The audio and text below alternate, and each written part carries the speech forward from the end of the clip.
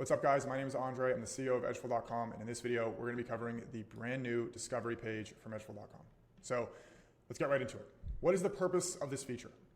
We built this feature because it is very difficult for someone to go through, and I'm on the reports now, to go through and look at the weekdays or the sizes of the gaps and understand that, for example, a gap up between 0 and 0.19% on NQ in the New York session is very strong, where maybe a gap up greater than 1.5% is actually not strong. And the same thing goes for all of the reports and then all of the sub-reports for each report. So the idea is it's a report scanner to tell you what are the most important reports that you should be looking at that are working well in this current market environment. So you don't have to go through and search all the reports anymore. You can just come to the discovery. And we will be adding this to the API, by the way, so just something to keep in mind there. But you want to look at a specific ticker, NQ, New York session, 6-month look back. You can pick a minimum score. The score is not the data. So if I click on about the score, you can see the difference between the score and the data. I'm going to explain that in a second, but I'll put the minimum score to 0. Run scan. What this is looking at is 700 outcomes, meaning, let's just use the initial balance as an example. Initial balance standard has 3 outcomes: single break, double break, no break. So one report has 3 outcomes. That's why we have 700 different outcomes you can see. Make this smaller here. So you can see here, inside bars by previous day size on NQ is the strongest report right now with a score of 100, which is actually super, super rare.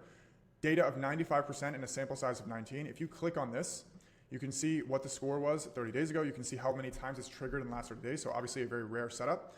Trading style is day trading, and you get a quick explainer here.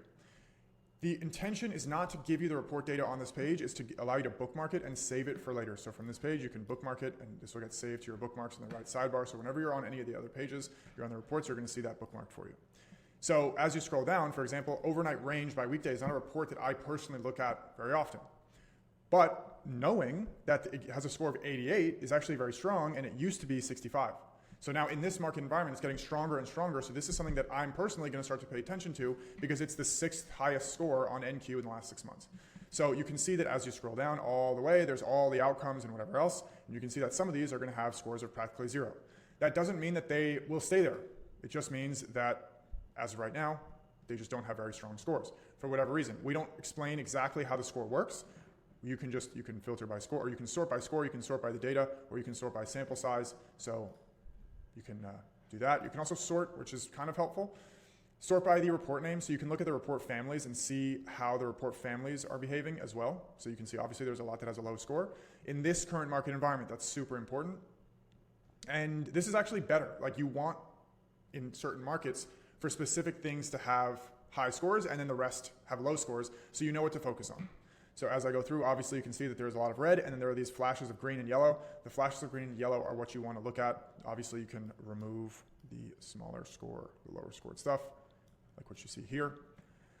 And now you have a much smaller list of, ironically, exactly 100 reports. But this is going to be one of the things that will flag and bring up the reports as the markets change. This is obviously dynamic. So as the markets change, you're going to know what reports you should be looking at, which ones you should not be looking at based on what the data here shows. So if you guys have any questions, please reach out to our support here. We're always here to help you.